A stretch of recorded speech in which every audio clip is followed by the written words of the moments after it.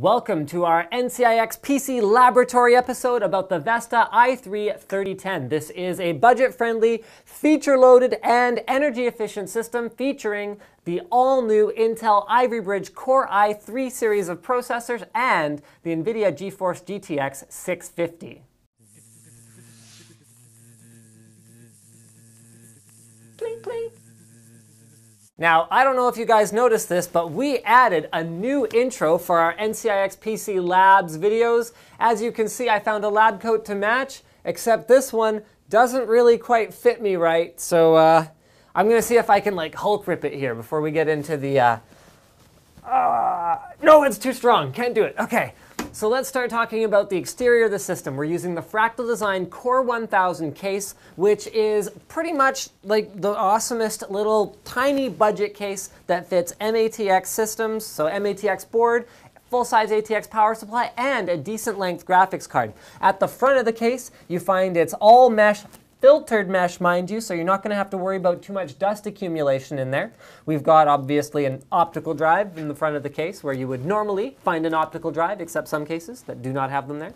Okay, in terms of your front I/O, pretty basic stuff here. So you got your power switch, a couple USB 2 ports, headphone and microphone jacks, a reset switch, and your power and hard drive indicator LEDs.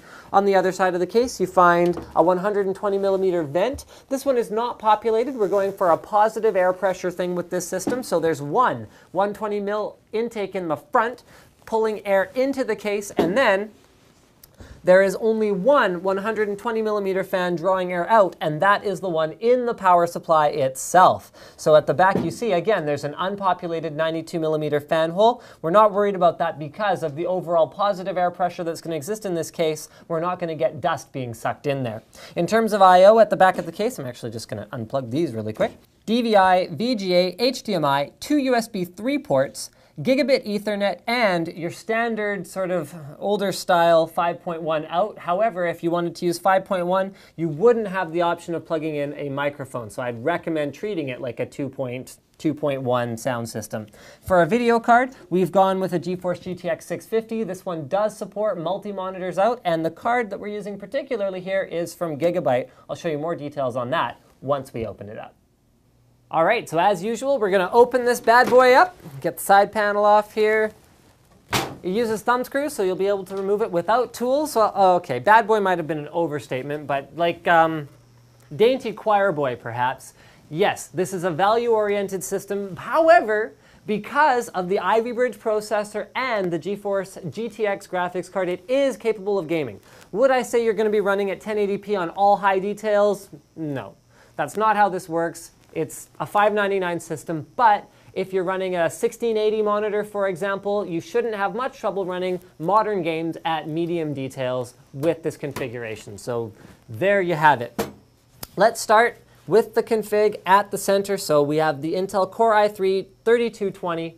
That is a dual core processor that is fully capable of, again, powering the latest games. Now, you would want a quad core for something like Battlefield 3, and you can upgrade the processor. This is an LGA 1155 B75 board, so it's fully capable of supporting all the features of anything but a K-series processor. This is not an overclocking ready platform. We've got 4 gigs of memory. However, the first 10 machines are going to get a free upgrade to 8 gigs of RAM, which does make a difference in modern operating systems. You do want a little bit more memory, especially if you're doing anything demanding or intensive. We've also got, as I mentioned before, the GeForce GTX 650 graphics card here. This is a 1 gig graphics card. It uses a GK107 core, and it has a 128-bit memory bus. None of those specs really mean anything. Take it from me this way. This is good enough for running your games at sort of 1680 on medium settings. In terms of hard drive, okay, we couldn't get an SSD into the budget, but we've got a 500 gig drive here. We've got the optical drive I showed you before when we were on the outside, and the layout of this system is so smart. Like, check this out.